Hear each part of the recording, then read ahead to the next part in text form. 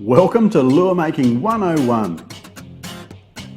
This is a simple tutorial series for beginners to lure making who have minimal tools, minimal materials and little experience.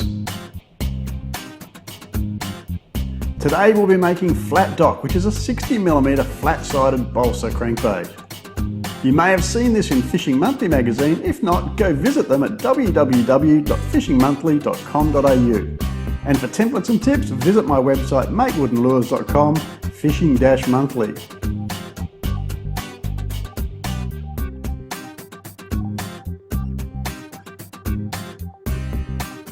As with our previous projects in this series, we'll start out by printing the template and then laying it out onto the balsa plank. This is 12mm thick balsa, and I'm just doing this with a pen to make it a little bit easier for you to see in the video, but a pencil's fine too. Leave enough room between the lures so that you can easily cut them out. Which of course we're going to do with a sharp utility knife. See here that I'm paring away from the line, so there's a little bit of waste there to clean up and square up afterwards. I'll get this close to square with the knife, and then I'll switch to a sanding block to clean it up.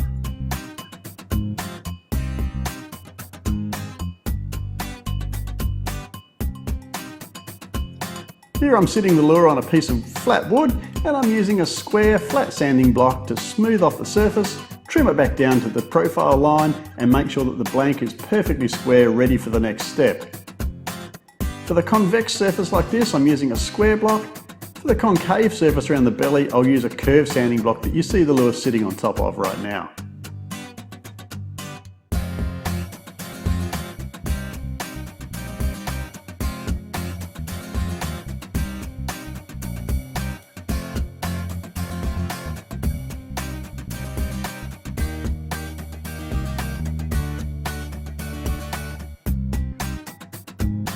Once the blank's squared up, I'm going to go ahead and mark out all the positions of the hardware, such as the weights, the hooks, the hook hangers, toe points.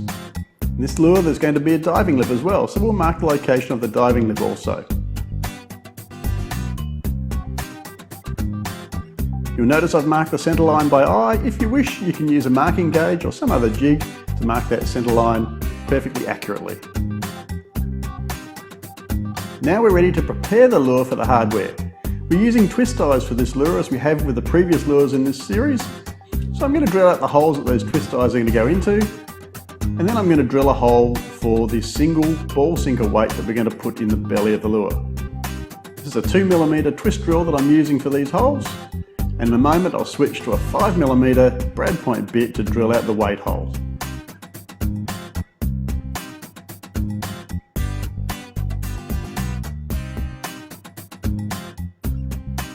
Now I'm using a fine-tooth saw to make a perfectly straight square cut into the blank to take the diving lip.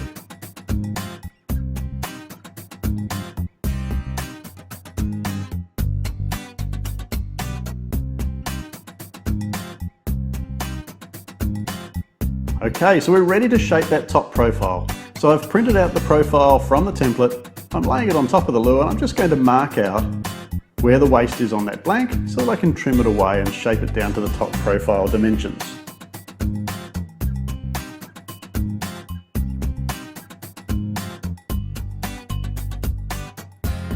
Once again, I'm simply going to use a utility knife and work away in small slices until I get that lure down to the approximate dimensions, and then I'm going to use a sanding block to square it all up.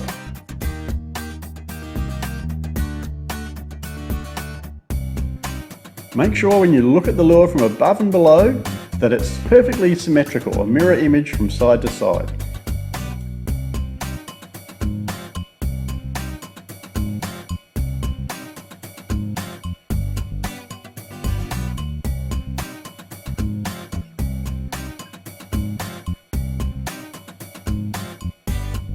Now we're ready to do the actual shaping of the lure body, so I'm going to mark out some carving lines. Now, being a flat-sided crankbait, this lure doesn't have central lines. We're going to just take the corners off the blank and leave the sides flat, as the name would suggest. So I'm just marking out about 1/4 inch, maybe even a little bit less, around each of the sides of the lure from the edge of the wood, and I'm marking a central line top and bottom. And I'm simply going to go ahead with the utility knife and take off that waste between those carving lines, and then I'm going to round it all off and smooth it. Very simple shaping, this flat-sided crankbait. Here using a piece of 240 grit sandpaper, just doing the final shaping and smoothing off. When it comes to assembly, we have three options for putting our toe points and hook hangers on the lure: screw eyes, twist eyes, or a through wire. Now throughout this series we've used twist eyes, and I'm going to continue to use twist eyes for this particular lure. The reason being is that twist eyes are quick and easy to make, they don't require any special materials that you find hard to get, and they're strong enough for our purposes. But if you are going to be fishing this lure on line classes of 6 kilos or higher, then I suggest switching to a through wire. Here's how I make my twist eyes, using a 3mm drill bit to make the initial loop, and a couple of pairs of pliers to twist it up, make it nice and strong, and give the glue plenty to hold on to.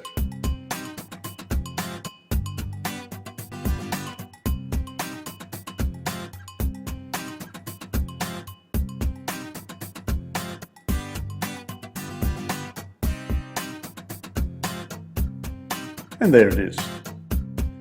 So now we're ready to glue the twist eyes into the lure body. Using a good quality 24-hour curing epoxy, I'm going to start by filling the weight hole. Get as much glue in there as I can, and then I'm going to insert a small ball sinker, and that's going to balance the lure and give it a good, strong, robust swimming action. A little bit more adhesive over the top of that sinker will help to fill up the hole, and when we smooth that off, you won't even be able to tell that the sinker's been put in there. Then I'll paint some epoxy onto the threads of the twist eyes, and I'll work them into the lure, twisting them around to make sure that the glue gets deep into the hole.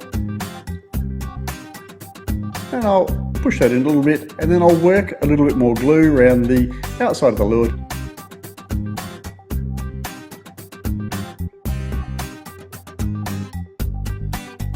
Now, as with all our projects, I'm now going to harden the balsa. Now, I actually forgot to video that process for this lure, so I'm showing you on a different lure, but the process is exactly the same. We're using the resin, epoxy resin, to soak into the wood, cure, and make it waterproof and hard.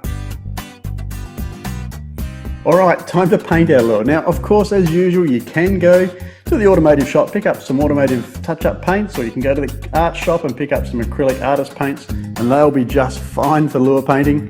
But if you want to do a really professional job, the best thing is to get yourself an airbrush, and I'm going to use an airbrush to finish this lure off.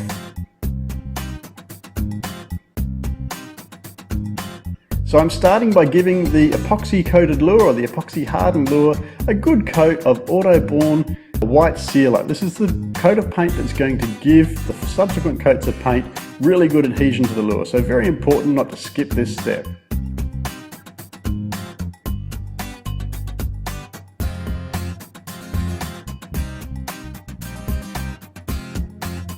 Once the airbrush seal is dried, I'm going to go over the entire lure using an Auto Air pearl white paint. This will give the lure a little bit of sparkle, a little bit of shine, and it'll give a good base for the subsequent colours to go over.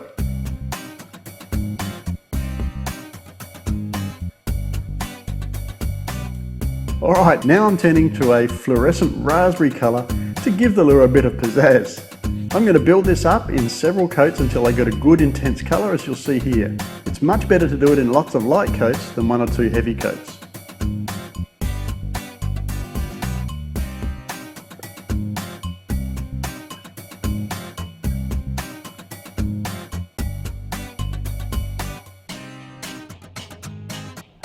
Once I'm happy with the intensity of that raspberry colour, I'm going to go ahead and put some mesh around the lure, and I'm going to spray again. Here I've put a couple of drops of transparent black paint on top of the raspberry to darken it up and give me a nice scale effect.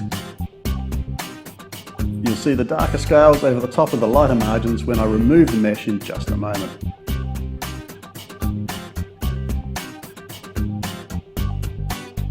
And there it is.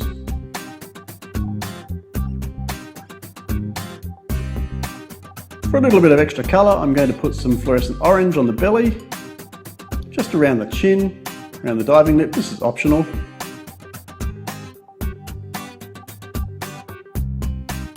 And because I'm using an airbrush, I can go ahead and paint a little bit more detail than you can manage with a spray can, for example. You can do this by hand with a paintbrush if you wish, or you can use marker pens.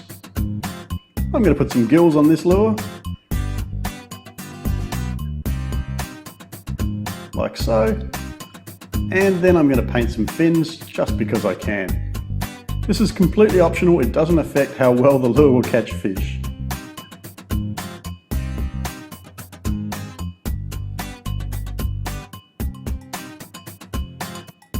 The final step, of course, is to glue in your diving lip. I've made the diving lip out of 2mm polycarbonate, which I cut on the scroll saw.